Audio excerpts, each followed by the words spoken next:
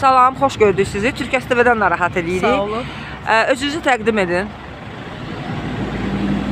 Zərifə. Aha, lap yaxşı.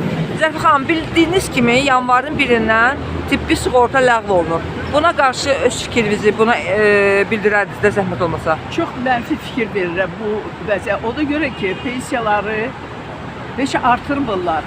Aha. Ondan sonra hər produktun qiymətini artırırlar. Aha. Pensiyaçılar və eyni zamanda xəstələrin dərman almağa, həmən bu ləğv elədikləri sığortanı necə onlar özləri başa düşürlər?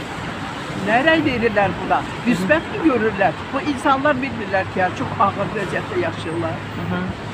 Ağır vəziyyətdə yaşayırlar. Olmazsa mən razı deyiləm ki, sığortanı ləğv eləsinlər. Ləğv olunsa o pisdir, ləğv olunmaz. Nəfər edirəm. Özümdəki müdüralım vardı buralarda. Yəni ki, ləğv olmasın da, o pulsuzlara, kasıblar üçün çox yaxşı bu sığorta olması. Yəni ləğv olmasın. Yaxşı imkan getmək olur da. Dərmanlara pul verirsən, sığorta yaxşı da vermirsən puldan. Verirsən heç üzü miqdarda verməmiş olmursan. Yəni ləğv olmasın.